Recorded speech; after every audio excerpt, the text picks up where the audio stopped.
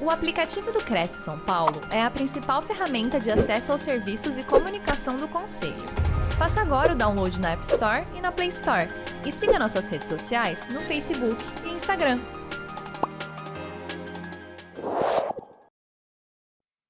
Olá, boa noite a todos. Bem-vindos a mais uma live produzida pelo Cresce São Paulo. Os nossos convidados de hoje é Raquel Rogano e o Paulo Michaluarte. Tudo bem, Paulo? Tudo bem, Raquel? Tudo bom? Tudo bem. Que bom, muito Prazer estar obrigada. aqui. Obrigada, é a sua primeira vez aqui, né, Paulo? Sim, sim. A Raquel já é a nossa antiga parceira aqui, né, Raquel? Mas é sempre um prazer também estar aqui com vocês. Que bom, eu agradeço a participação de vocês. Antes de começar aqui a apresentação, eu vou ler o currículo para os nossos internautas. Eu vou começar com a Raquel. A Raquel é advogada, mediadora, certificada pelo Centro Mediar, com mais de 30 anos de experiência nas áreas imobiliárias, condominial, civil e tributária. Pós-graduada em Direito Tributário e em Direito Imobiliário, e em métodos adequados de solução de conflitos pela Escola Paulista de Magistratura, relatora da terceira turma do Tribunal de Ética e Disciplina pela OAB. E agora o Paulo é graduado pela Faculdade de Direito, pela PUC de São Paulo, eu também sou filha da PUC, Paulo. Em 1995, membro da Ordem dos Advogados do Brasil, seção de São Paulo e da Associação dos Advogados de São Paulo. Sócio da Armes Administração de Imóveis Limitada. Bom, e o tema de hoje, gente, é a atuação do corretor de imóveis nas negociações imobiliárias e na administração de bens de terceiros. Eu agradeço muito a participação de vocês, boa palestra, e no final aqui eu retomo o contato, gente. Tá certo, boa noite a todos. Obrigada, Cristiane, pelas palavras, pela apresentação. Agradeço também na presença, na pessoa do Dr. Viana, presidente do CRES. Muito obrigada pelo convite. E é sempre um prazer estar com vocês para falar sobre um tema tão importante hoje, que é a atuação dos corretores, né, nas negociações imobiliárias e na administração de bens de terceiros.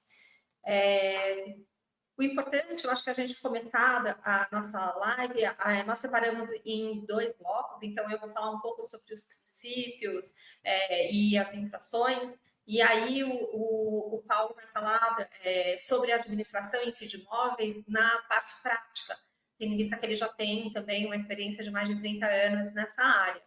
Então, para a gente começar a live, eu acho que é importante a gente fazer uma definição do que é a administração de imóveis. A administração é um serviço de gestão de propriedade, que pode ser de um imóvel ou de mais imóveis, com o objetivo de garantir o funcionamento e a rentabilidade. A gente tem que muitas pessoas, elas economizam valores, fazem aplicações, né, em imóveis, para que depois, quando chegue numa parte de aposentadoria delas ou no decorrer da vida, seja um suporte financeiro. Elas têm um aporte além do salário. Então, muitas vezes é uma forma de planejamento, é aquele famoso deixar o seu dinheiro trabalhando por você, né? E para a administração, eu acho que é muito importante o contrato, essa parte contratual, tanto dos honorários do corretor, como também com o proprietário, o detentor do imóvel. Isso porque no contrato vão estar todas as obrigações, o prazo da administração, o que envolve, todos os serviços. Então, tem uma gama muito grande que tem que constar nessa parte das obrigações contratuais. E fica sempre a dúvida, né? Quando a gente está falando de administração de bens, nossa, mas a pessoa precisa ter Cresce, não precisa ter Cresce para fazer essa administração? E a administração de bens próprios, ela pode ser feita pela pessoa sem a necessidade dela ter um registro no Cresce. Porém, quando a gente fala de administração de bens de terceiros, há necessidade do registro no Cresce, seja da administradora, seja do corretor, né, que está fazendo esse serviço. Não pode uma pessoa sem Cresce fazer a administração de bens de terceiro. Isso está previsto na lei dos corretores de imóveis e também na resolução, né, do Conselho Federal. Eu coloquei a numeração e essa parte legislativa fica sempre à disposição dos corretores no site do Cresce, onde eles podem acessar e verificar. Então, tem o código de ética, enfim, tem toda a legislação atinente aos corretores.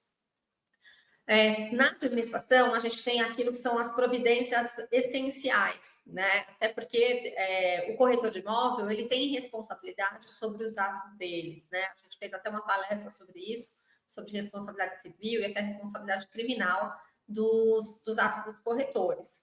Então, qual é a primeira providência que o corretor tem que ter quando ele é chamado para fazer essa administração de terceiros? É atestar a idoneidade do contratante. O contratante é aquela pessoa que ele se apresenta, às vezes, como proprietário ou como possuidor do imóvel, e ele vai colocar aquele imóvel à disposição para a administração. É o objeto do contrato que a gente fala, né? A prestação referente a esse imóvel. O imóvel, ele pode ser próprio, ou ele pode ser de terceiro. Como eu falei antes, se ele é um imóvel próprio, não há necessidade do administrador ter necessariamente o CRESSE. Mas, se ele é um imóvel de terceiro, efetivamente precisa ter o CRESSE, podendo ser uma pessoa também física ou jurídica, o proprietário ou detentor. Acho que quanto a essa questão de proprietário, possuidor, o Paulo vai explicar mais um pouquinho quais são as formas também que a pessoa se apresenta quando ela coloca o imóvel para administrar. E uma coisa importante é analisar a regularidade do imóvel. Então, como se faz essa análise de regularidade do imóvel? É sempre através de certidões. Então, se puxa desde a matrícula do imóvel, vem com todas as certidões inerentes a ele, para saber se esse imóvel está regular, se ele pode ser locado ou não. Às vezes o imóvel tem uma pendência, por exemplo, ele está penhorado em uma ação judicial, ou ele está com algum débito que pode levar ele a leilão. O importante é que o corretor de imóvel ou a administradora, eles passem efetivamente a real situação para a pessoa que está para o locatário. E o locatário saiba de tudo que está acontecendo e decida pelos riscos que ele vai correr nessa locação, né? E o locador também. É importante que essa análise ela seja feita de forma contínua. Então, por exemplo, às vezes você tem um contrato de 5 anos, de 10 anos, você tem que ficar fazendo o tempo inteiro, periodicamente, né, essa análise de regularização. Aí você tem, por exemplo, multas de Unicai, certidões de Unicai. O Unicai é um órgão que ele multa o locatário, porém essa multa ela fica atrelada ao imóvel. Então, ela impacta efetivamente no imóvel. Uma outra questão, por exemplo, quando você tem um caso de falecimento do locador ou do locatário, a hipótese de continuidade da locação e a hipótese de extinção da locação.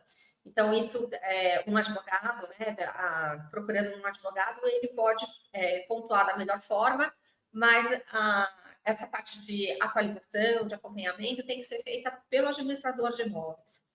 E análise de idoneidade dos locadores e dos locatários. Quando a gente fala de análise de idoneidade, lógico, não tem como saber o que está escondido, a gente fala, né? Seria a análise levando-se em consideração a boa-fé. Então, na maioria das vezes, são as certidões, muitas vezes declaração de imposto de renda, ou a questão das garantias locatícias, às vezes com seguros fianças, títulos de capitalização. Toda essa parte envolve, né, a análise da idoneidade. Às vezes, por exemplo, você tem uma locação que o proprietário exige um título de capitalização, uma pessoa não tem condições de fazer, ou exige algum tipo de seguro diferente, né, de seguro imobiliário, seguro fiança.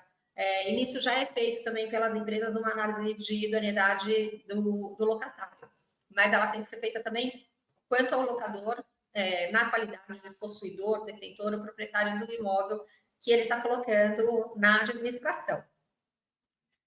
E uma muito importante, né, uma providência muito importante é a elaboração do contrato de honorários também, né, do corretor de imóveis. Ele tem que ter tudo escrito prevendo todas as situações que podem acontecer, pelo menos a maioria das situações, né, principalmente no tocante à periodicidade, pagamento, e período do contrato, período da administração, que tem que ser o mínimo, né, o mesmo período do contrato de locação, se for locação, comodato, tem tantas espécies, né, que podem ser feitas numa administração de imóveis, mas levando em consideração o mais comum, que é a locação. E a outra, uma questão muito importante, porque até isso difere muito quando você coloca um imóvel com uma pessoa física, né, fazendo a administração de imóvel próprio, e um corretor, um administrador fazendo a administração do imóvel de terceiros. Há várias declarações que devem ser entregues, inclusive perante a Receita Federal, quando você faz a administração de bens de terceiros. Inclusive, a questão da verificação da tributação incidente, porque se a pessoa física a tributação é uma, se a pessoa jurídica a tributação é outra, e a questão do repasse de valores, né? Essa questão do repasse de valores tem que ser muito bem analisada e definida no contrato para que se evite algumas questões referentes à prestação de contas, por exemplo, que é um caso que pode ocasionar uma infração contratual. Então, eu falei aqui muito nessa questão da matrícula do imóvel, que eu vou revisar bastante, porque é muito importante que seja levantado o imóvel, seja levantada toda a documentação dele, as licenças, que se verifique uma coisa muito importante que o administrador e o corretor têm que fazer quando vão fazer essa aproximação do locatário, é verificar efetivamente qual é a atividade do locatário e se aquela atividade ela é vetada por lei naquele imóvel ou não. Então, isso é um item importante que envolve a administração. E a questão da documentação, por exemplo, quando a pessoa não é o proprietário do imóvel, mas ele está sendo como representante do imóvel, na maioria das vezes o que ele vai apresentar é uma escritura pública, por exemplo, uma sentença de inventário, uma sentença de um divórcio que dá para ele aquele bem, um contrato de gaveta, que seja um contrato de venda e compra, né, de imóveis, e aí você tem que verificar se esse contrato tem efetivamente valor ou não, podendo socorrer também, como a gente está falando, né, às vezes de uma consulta de um advogado para que possa auxiliá-los no que vocês não têm o conhecimento para fazer. O importante é que vocês façam uma verificação antes de assumir a administração desses imóveis, né? Para quando tiver um decurso do trabalho de vocês, ter a certeza de que está tudo certo. E uma coisa muito importante quando a gente fala de proprietário, né? E quando a gente fala de locatário também, então, tanto do locador como do locatário, quando a gente fala de locação, é a definição do estado civil da pessoa, a declaração do estado civil da pessoa. E mais uma vez, eu estou falando que a gente está falando, levando em consideração a boa-fé, as coisas que a pessoa expõe, não alguma coisa que esteja escondida. Então, que a gente, uma coisa que preocupa muito, né? Os estados civis basicamente são casado, solteiro, viúvo e divorciado. E uma coisa que às vezes causa muito impacto é a questão da união estável, principalmente na decisão de continuidade ou não continuidade de contratos com o falecimento de uma das partes. O que o corretor, a administradora tem que fazer é pedir para aquela pessoa que é presente para que ela faça uma declaração do estado civil dela. E aí informando qual o estado civil. Quando a gente tem essa questão da união estável, às vezes vai envolver uma questão de copropriedade também, de mais de um proprietário, e aí envolve quem pode contratar. Um dos coproprietários pode contratar sozinho, ou tem que ser todos os coproprietários contratando. E aí o Paulo vai expor mais um pouco também com os casos práticos que ele tem, justamente referente a essa questão de copropriedade e a necessidade ou não de anuência dos outros proprietários. Então, isso pode validar ou invalidar o negócio, então ele tem que ser bem desenhado, né? No transcorrer da administração de imóveis, dos contratos de honorário, é normal que, em algum momento, surja algum tipo de conflito.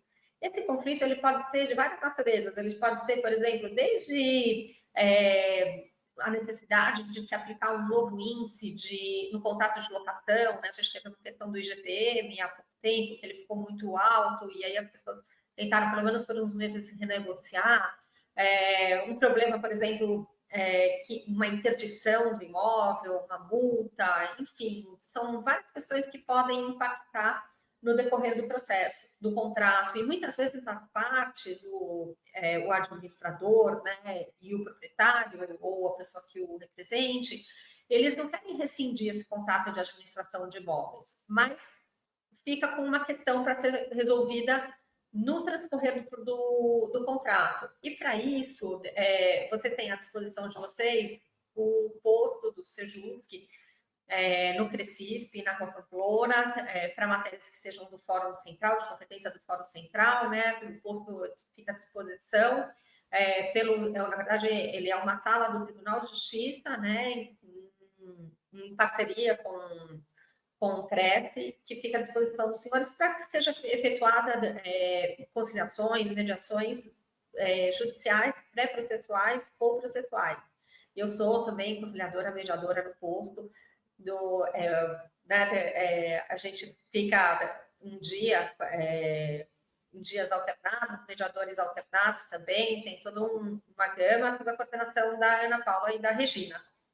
Mas lá é um lugar que os senhores podem procurar para solucionar eventualmente conflitos. Há também a possibilidade deles serem solucionados mediante uma conciliação, uma mediação privada, com mediadores ou câmeras de mediação.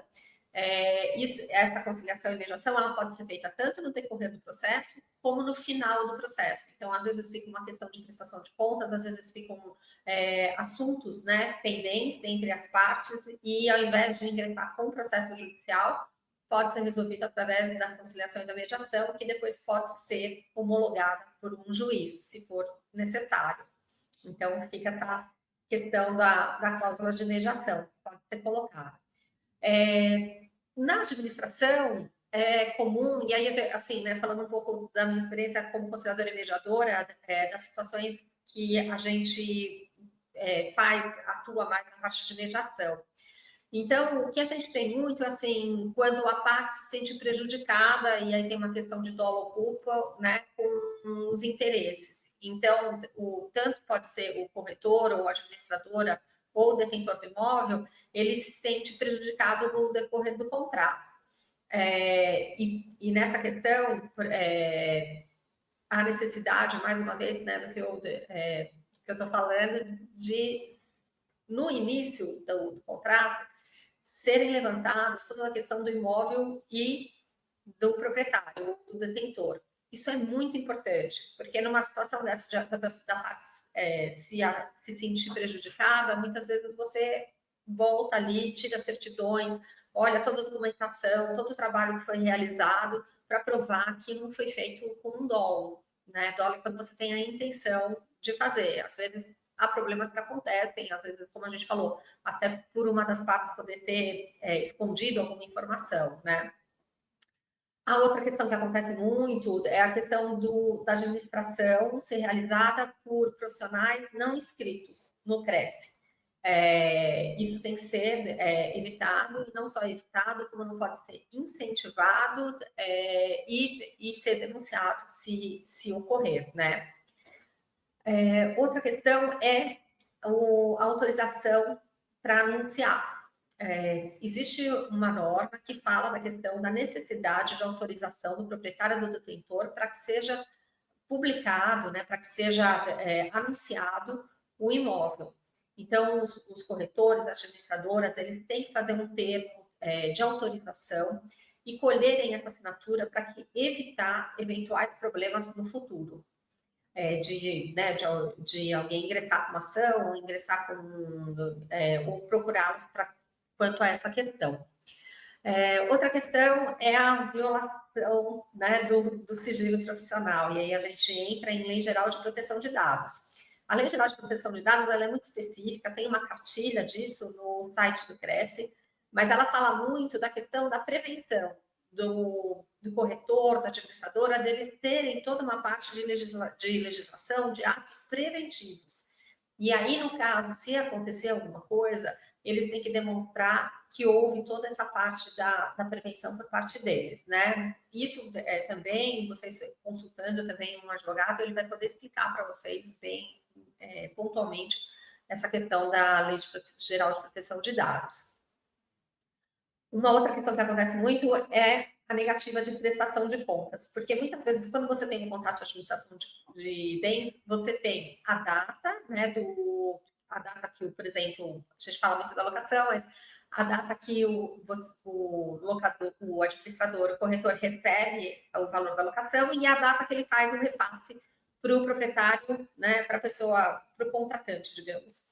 E nesse caso, sempre tem um meio tempo, né? E nesse meio tempo, às vezes, por exemplo, a pessoa recolheu no prazo errado, então tem a questão de se incide multa, não incide multa, se repassa a multa, não repassa a multa para o proprietário.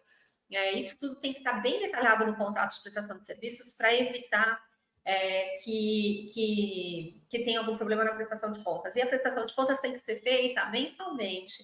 Então, colocando os valores que foram recebidos, os valores que foram repassados, tributos incidentes. É lógico que no contrato de prestação de serviço do corretor, do administrador, com o representante do imóvel, pode ser decidido um outro tipo de periodicidade. Por exemplo, vai repassar daqui de 3 em 3 meses, de 6 em 6 meses. Mas o importante é respeitar o que foi decidido no contrato e sempre guardar a documentação, guardar tudo por pelo menos 5 anos, para que, eventualmente, se houver um processo de prestação de contas, o corretor ou o administrador poder se defender e mostrar, né, toda a documentação que ele guardou. E uma outra questão é referente à violação da obrigação legal do exercício da profissão. O corretor, ele tem várias obrigações, né, legais, que estão descritas, inclusive, na lei que rege a profissão. É importante que vocês escolham todas as informações, mantenham os dados, mantenham toda a documentação, como eu já falei, para que, eventualmente, vocês possam assegurar de forma precisa todo o serviço que foi prestado. E uma outra coisa que fica pendente também na questão de ressalva, né, para os corretores e para os administradores, é a questão de promover ou facilitar a terceiros transações ilícitas, né, ou de qualquer forma requerem interesse de terceiros. Interesse de terceiros. Essa questão, ela é muito séria no CRESSE, inclusive a obrigação de comunicação para órgãos específicos. Eu sei que há algumas palestras, inclusive, sobre isso. A gente falou um pouco em uma palestra que nós fizemos de responsabilidade civil e criminal do corretor. E, mais uma vez, levando sempre em consideração a boa-fé do corretor e da administradora. E se alguém esconde alguma coisa, não é de responsabilidade do corretor e da administradora. Então, é importante ter essa diferenciação.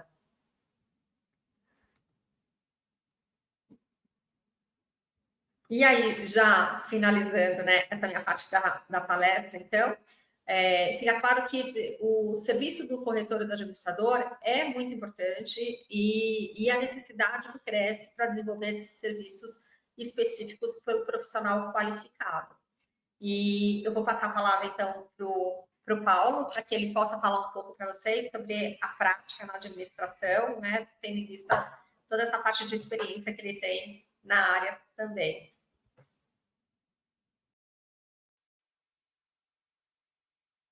Boa noite a todos. Eu agradeço aí o convite feito pela doutora Raquel, que fez essa explanação aí completa e muito esclarecedora a respeito do tema, né? E a nossa pretensão aqui é uma pretensão, conforme já foi dito, mais prática, né? Por conta da nosso tempo de profissão, nesse caso, aqui, com relação a essa atividade, né? E tento aqui apresentar alguns temas que me pareceram possam ser úteis aos corretores. Tá?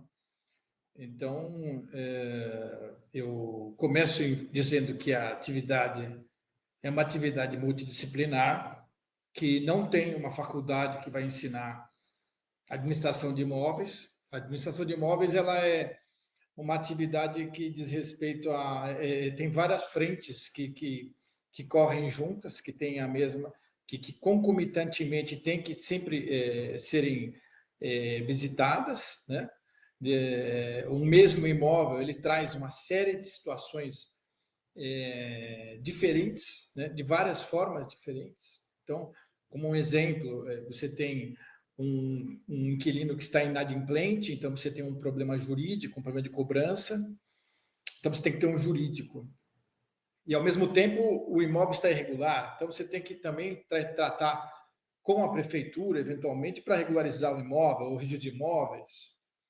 Então, você também tem uma situação que diz respeito a uma parte consultiva do direito, no caso de uma irregularidade do imóvel, mas também de engenharia, eventualmente, porque você precisa, eventualmente, fazer uma obra para regularizar o imóvel. Então, ao mesmo tempo, teria que fazer uma fiscalização de uma obra e contratação de profissionais, despachantes, não é? E essa é uma situação que se apresenta sempre, né? Não é uma exceção, né? Então, eu diria, a administração de bens ela tem um caráter multidisciplinar, né? Enfim, eu fiz alguma listagem aqui de alguns itens que me pareceram essenciais, mas eventualmente pode haver mais. Depende muito do tipo da empresa que administra, ou da pessoa que administra, né? Que fornece determinados serviços e não fornece outros, ou fornece alguns a mais do que a média das administradoras. Depende muito do perfil dos clientes dessa administradora e o que ela busca, o que ela oferece também. Então, eu diria que existe uma situação fundamental, que é a questão do financeiro. Então, você precisa ter um financeiro absolutamente confiável e controlado.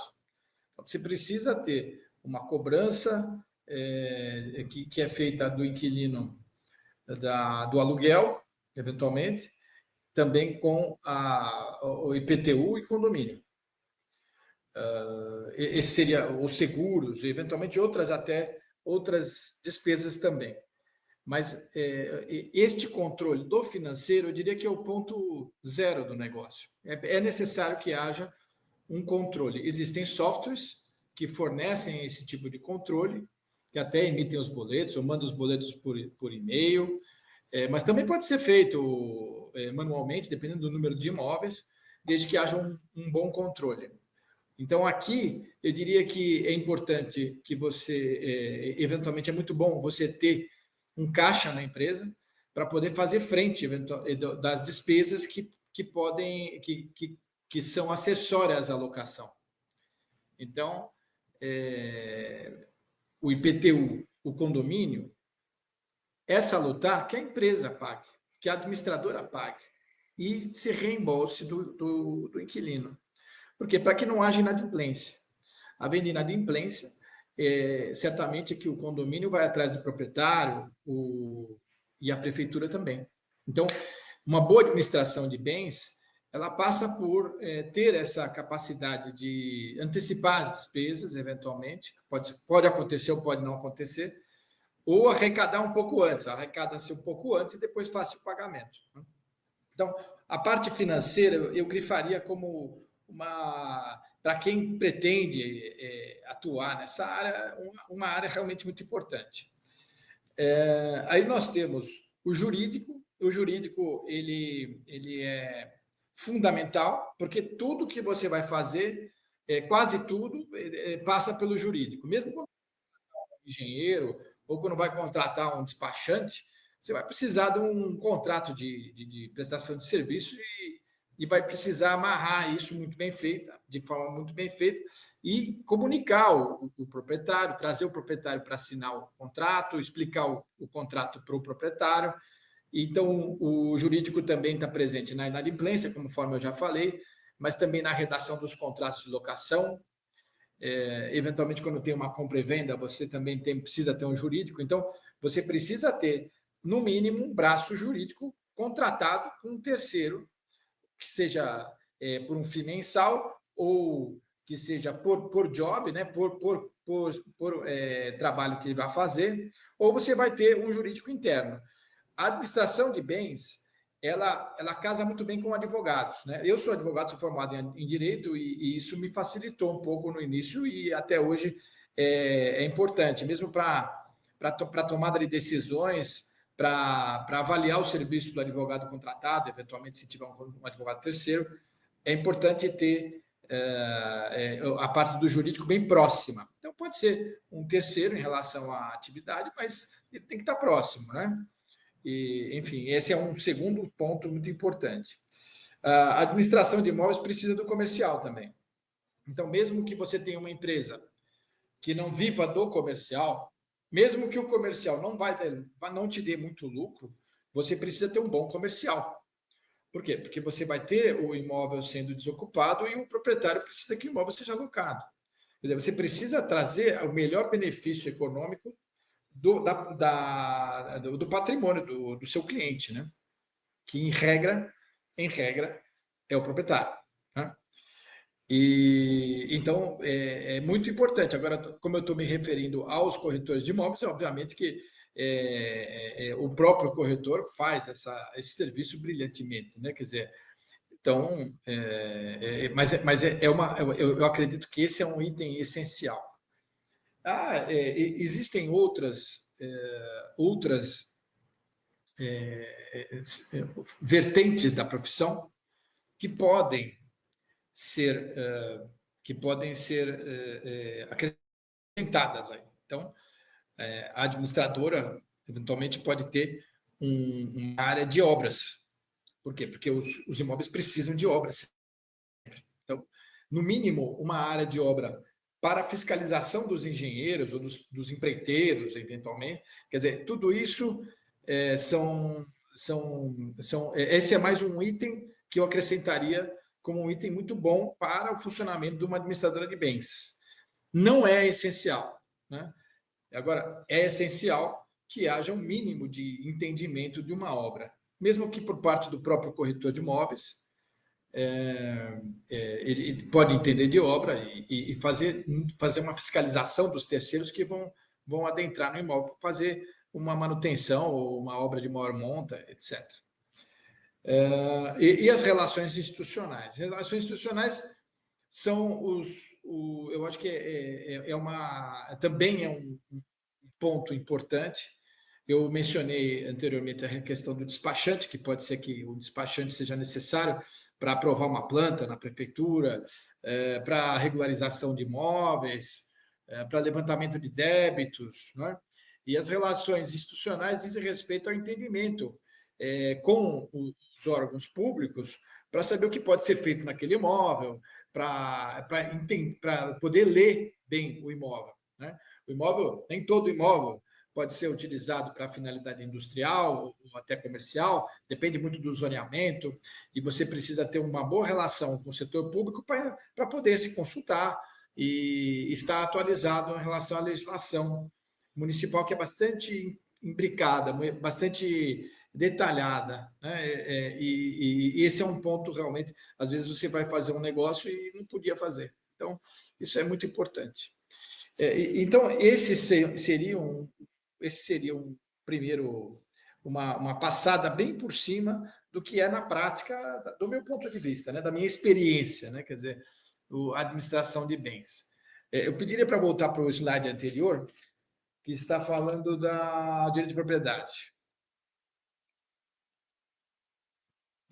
Então, a direito de propriedade, eu pedi para colocar esse artigo, mas é basicamente por conta do entendimento de que a propriedade é um direito complexo, né? Então, a propriedade ela é formada de vários direitos ao mesmo tempo, né? Quer dizer, vários institutos ao mesmo tempo. Então, não dá para pensar a propriedade como uma coisa só, né? Então, você tem lá o direito de usar, gozar, dispor da coisa, reavê-la, né? Que seria que são itens separados que compõem a mesma coisa. Por que eu coloco isso, né? Eu coloco isso porque para entender quem é o cliente, né? Quem é o cliente? É o proprietário? Quer dizer, o cliente necessariamente tem que ser o proprietário, né? Então, pode ser que não. Pode ser que não. Pode ser que o imóvel ele não esteja regularizado, ou seja, a Raquel falou em olhar a matrícula e tal. É muito importante, tem que olhar a matrícula, tem que olhar qual é o lastro documental que justifica a posse de quem lhe procura para fazer a locação, né? Mas muitas e muitas vezes, por conta da nossa realidade aqui brasileira, muitas vezes quem está na posse do imóvel não é o proprietário no registro de imóveis. Ele pode ter um direito de adquirir a propriedade ou não, pode não ter, mas pode ser uma posse que seja suficiente para que seja feita a locação. Então, aqui eu estou falando não apenas para efeito da atividade de administração de bens, mas também para outras, qualquer locações que os senhores venham a se deparar. Às vezes, o corretor de imóveis recebe o documento e olha o documento e fala, não, mas na matrícula não está o nome da pessoa. E abre mão de algum negócio. Mas não necessariamente essa conduta ela é, vamos dizer, de rigor, quer dizer, ela deve ser seguida. E pode ser que esta conduta seja excessiva. Então, você pode, eventualmente, fazer uma locação de um imóvel que não está no nome do proprietário. Para que isso possa ser aferido, é fundamental consultar um advogado. Tem que olhar um advogado que seja especializado em direito imobiliário. Não adianta aí o advogado que está acostumado a fazer contrato de locação, basicamente. Não é só isso. Precisa ter uma especialização, precisa ser uma pessoa que esteja há muito tempo já olhando o direito imobiliário como um todo, porque envolvem, nesse caso, a análise é uma análise complexa. Mas há muitos negócios que saem após uma análise dessa, que não sairiam se não houvesse análise. Tá certo? Então, esse é uma dica, vamos dizer, entre aspas, que decorre da experiência mesmo, né? Do tempo. E a locação é válida, o terceiro de boa-fé ele é protegido, né? E desde que não haja prejuízo para outros, né? Eventualmente isso pode ser feito. Bom, enfim, essa é uma dos temas que eu separei para falar. Agora, existe também um outro tema que eu separei que eu acho que vai ser de interesse dos senhores, né? Que é a questão da responsabilidade pelo pagamento da comissão, né? Então, eventualmente, você pode fazer uma locação e tem o locador e o locatário. E, a rigor, pela praxe, a gente pode imaginar que a responsabilidade pelo pagamento da comissão é do locador. Mas isso não é uma situação que não é uma situação que se aplica em todas as situações. Isso se aplica em regra, né? Tem um slide do artigo da lei do inquilinato que eu pedi para colocar, que é o artigo 22. Então, em regra, o locador é obrigado a pagar as taxas de administração imobiliária, intermediações, etc. Mas esta é uma presunção, no direito diz presunção relativa, ou seja, ela cabe uma estipulação em contrário. E é comum os senhores serem procurados por uma rede de lojas que procuram um imóvel em determinado bairro, por exemplo, ou no meio de uma negociação, o inquilino é o seu cliente e o proprietário fica numa situação de espera e ele não é o seu contratante, né? Então, isso tudo que eu estou dizendo é para deixar posta a possibilidade de que a cobrança dos honorários de corretagem seria feita contra o inquilino e não contra o proprietário. Isso colocado, eu me aprofundo um pouco caso hipotético aqui que eu coloco para os senhores, que seria a possibilidade de se fazer uma alocação e, na hora de se estabelecer a corretagem, dentro do contrato, que é comum que haja, eventualmente, algum empurra, né? Para que o corretor seja remunerado pela outra parte, e isso acontece efetivamente. Mas, dependendo do contexto, existe uma possibilidade de se colocar no contrato a obrigação a pagar pelo inquilino e conversar com o proprietário e falar assim, olha, existe, porque não é só uma questão de pagar, é uma questão de complicação, às vezes, de pagar. O proprietário fala, não quero isso, não quero receber essa renda para depois descontar e para pagar o inquilino. Então, o proprietário, ao invés de ele receber a renda deste aluguel, que é o aluguel que vai se reverter em comissão, para depois pegar um recibo do corretor para mandar para o contador dele, para dar baixa, para que não seja considerado como renda e para que ele não pague imposto sobre isso, tem algumas saídas. Quer dizer, tem uma saída que dar-se um mês a mais de carência, vamos dizer que existe uma locação comercial, que tenha 2 meses de carência, é possível se estipular 3 meses de carência. Se estipula 3 meses de carência, combina com o proprietário, e esta renda não chega a entrar para o proprietário. E se coloca dentro do contrato a estipulação para que o inquilino pague. Então, o inquilino paga diretamente para o corretor. E o corretor não vai precisar correr atrás do proprietário para emitir uma nota para mandar para o proprietário para ele descontar, para não incidir renda em cima de algo que ele não recebeu, na verdade, que é algo que ele tem que devolver. Porque o cenário dele receber o aluguel e pagar 100% para o corretor, indica até um prejuízo para ele, caso ele não mande um recibo para o contador para descontar esse aluguel, essa renda.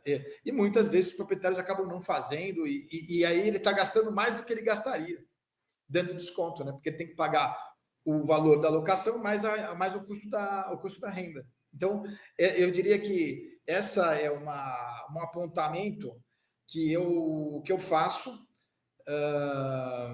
Eu faço esse apontamento porque na prática é muito comum, né? Pelo menos todos esses anos aí tratando desse assunto, isso já se apresentou muitas vezes, e algumas vezes essa solução colocou panos quentes num negócio que às vezes até corre o risco de abrir por conta de uma coisinha dessas que gera um mal-entendido, um ruído e um desgaste entre as partes, não é? Então, essa seria uma ponderação que eu deixo aí a critério dos senhores para avaliar se tem valor, né? Agora, então, olhando aqui nos slides, eu quero falar a respeito da importância da atividade da administração. A atividade de administração de bens, ela tem uma importância burocrática, que é o quê? Todo o staff de cobrança e toda essa preocupação com os pagamentos dos encargos, com prestações de contas que precisam ser feitas mensalmente para os clientes, apontando no relatório todos os débitos, etc. Também tem a parte jurídica, tem os imóveis que ficam vazios e precisam ser recolocados também, e para isso precisa da área comercial, mas também precisa de um anteparo entre o locador e o locatário. Eu digo isso no sentido de que não é para o início da locação, mas para a manutenção da locação. Ou seja, no dia a dia da locação, pode acontecer do inquilino pedir um desconto, ou pedir uma carência para fazer uma obra, ou reclamar porque aconteceu algum problema na prefeitura, ele ficou fechado, ele quer dividir o prejuízo com o proprietário, ou ele reclama porque está com vazamento no telhado, ou pode ser uma série de coisas, quer dizer, N coisas. Quando o inquilino tem o contato direto com o proprietário, não é salutar. Em regra, não é.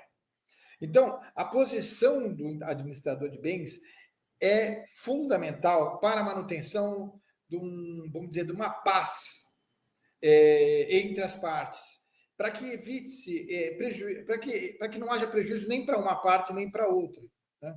Porque o ser humano ele é passional eventualmente e ele pode tomar uma decisão não pensada, tanto o inquilino quanto o proprietário, quanto o locador.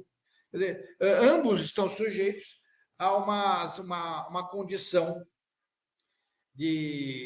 humana de tomar uma decisão, depois se arrepende, e isso gera uma questão grande dentro é ruim para a administradora, é ruim para as partes, e quando você tem uma pessoa fazendo um anteparo disso, você terá um bom amortecimento de tudo isso. E que é o mesmo amortecimento que existe no início de um contrato que é fechado, seja numa locação, seja numa venda, porque o corretor tem esta função, né, de aproximar as partes e de ponderar as coisas. A administradora também tem essa função. Então, com bom senso e procurando sempre o menor prejuízo para todos, eu tenho convicção que se você tem um imóvel administrado por uma administradora, ele vai ter um rendimento melhor do que um imóvel que você tem um contato direto com o inquilino. Mesmo contando o pagamento da comissão para a administradora. Porque são muitas situações em que o prejuízo é enorme se não há administradora no meio. E a comissão fica irrisória perto de tudo isso, né? Então, realmente eu acredito nisso, eu acredito na minha profissão, acredito que esta é uma finalidade muito importante para tudo isso. Bom, enfim, eu não sei como está o meu tempo, mas eu imagino que deva estar terminando. Tem mais uma coisa que eu gostaria de falar, que é o interesse do corretor de imóveis para tratar com uma administradora de bens. Ou seja, o corretor de imóveis, a administradora de bens, ela é uma fonte de matéria-prima para o corretor de imóveis, em primeiro lugar, porque as administradoras de bens fazem muitos acordos com corretores e fornecem a listagem de imóveis vazios, porque a primeira interesse da administradora é a locação. E então é uma fonte de matéria-prima boa para que o corretor possa trabalhar a locação, a venda até, pode ser a venda também. O proprietário às vezes põe a venda, né? Esse é um ponto de interesse, de aproximação entre os corretores que não façam administração com as administradoras. Existe também um outro tema que é muito interessante, que é o pós-venda, pós-locação, né? No pós-venda ou no pós-locação, se o corretor traz este imóvel para uma administradora de bens, ele vai ter uma retaguarda nos problemas que aparecem depois. Então, eu estou me referindo aqui aos corretores. Os corretores sabem do que eu estou falando. Quer dizer, depois que é fechada uma locação, eventualmente acontece do inquilino ligar e falar, olha, não é isso que eu combinei, porque, né? Aí você tem que falar, olha, foi o que está contratado, eu estava lá, eu falei, era assim, mas esse desgaste, ele acontece. Então, o corretor precisa fazer tudo muito bem claro, tudo bem documentado. Hoje em dia, com o WhatsApp, isso ajuda, porque o histórico está lá. Antigamente se fazia pelo telefone e as coisas se perdiam, né? Mas hoje em dia não, é muita coisa pelo WhatsApp, é fácil você comprovar. Mas mesmo assim gera muito pós-venda, pós-locação. Se o corretor, quando faz o negócio, procura uma administradora e indica a administradora para as partes, isso é um bem para o corretor, porque ele pode depois focar em outros negócios e não ter que ficar pensando em um negócio que ele já fez e que está gerando problemas aí, que eu sei que todos os corretores que estão me ouvindo já tiveram esse tipo de experiência, né? É muito comum mesmo. É quase uma regra, né? Eventualmente. Né? Mas assim, e também tem um outro lado. As administradoras de bem estão dispostas a fazer um pagamento pela prestação de serviço do corretor que traga clientes, porque a finalidade da administradora é ter clientes. E o corretor, ele trazendo o cliente para a administradora, ele pode ser remunerado por isso. Isso é também corrente no mercado. Então eu vejo a atividade de administração uma atividade muito próxima do corretor de imóveis. Nós temos corretores de imóveis dentro das administradoras, mas também a atividade é próxima. Não apenas o corretor de imóveis interno da administradora, que vai trabalhar os imóveis da administradora, mas também essas outras parcerias que são fundamentais na nossa profissão, que eu também sou corretor de imóveis, e que é tanto assim, um ajudando o outro, todos têm um resultado melhor, sejam as partes, sejam os corretores envolvidos, administradores, etc. Então, essas são as ideias que eu separei. Não sei se, enfim, eu fico à disposição para eventuais dúvidas suplementares, e agradeço pela atenção aí de todos.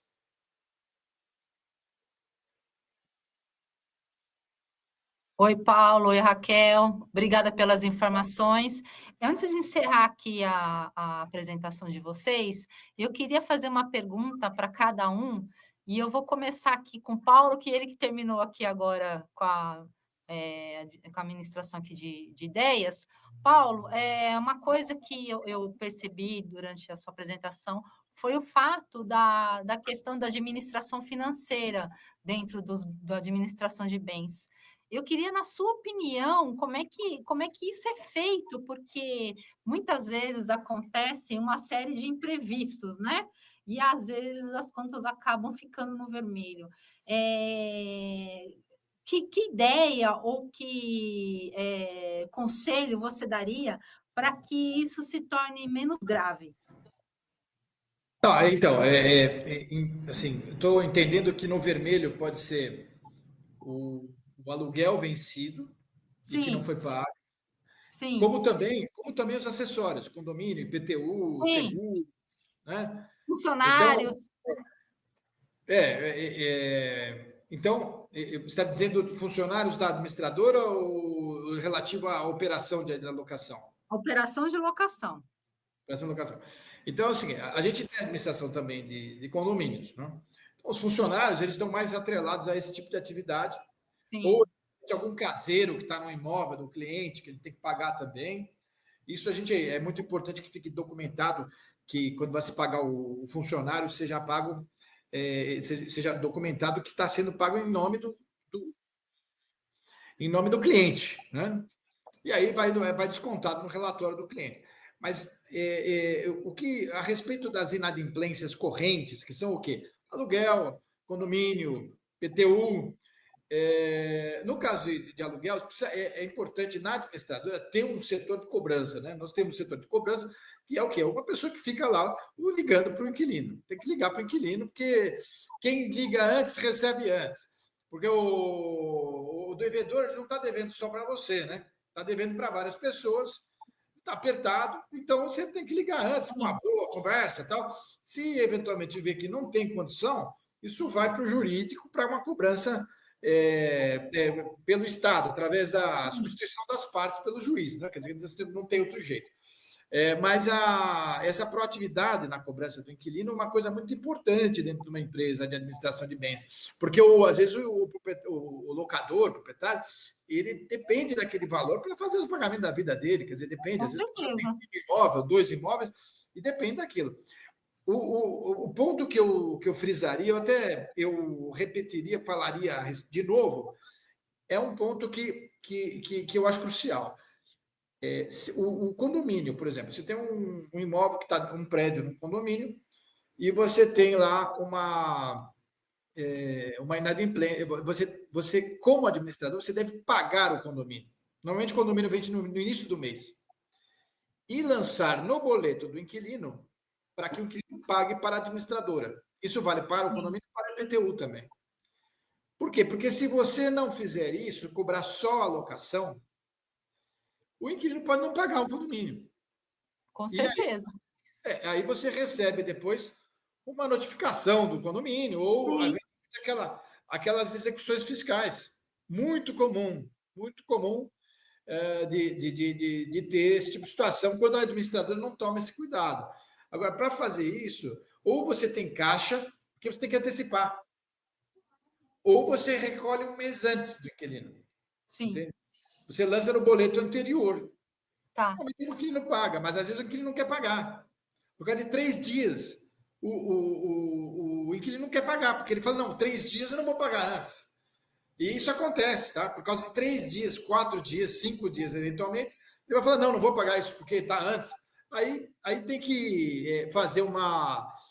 aí que entra o jogo de cintura e a conversa toda para que os corretores são tão bons em fazer, não é?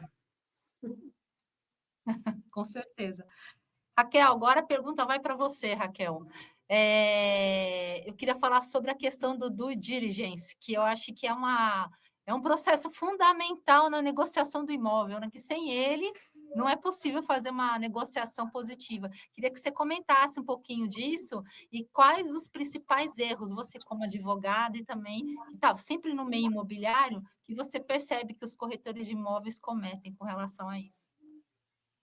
Tá certo, Cris. Eu acho que essa questão do diligência imobiliária, né, e o que a gente falou da idoneidade, né, das partes, dos contratantes, do proprietário do imóvel, é uma situação que a gente falou bastante, se é proprietário, detentor, quem é efetivamente que vem com o imóvel, né, para fazer a operação, e a legalidade do imóvel em si, né, a due diligence, ela vai albergar todos esses pontos.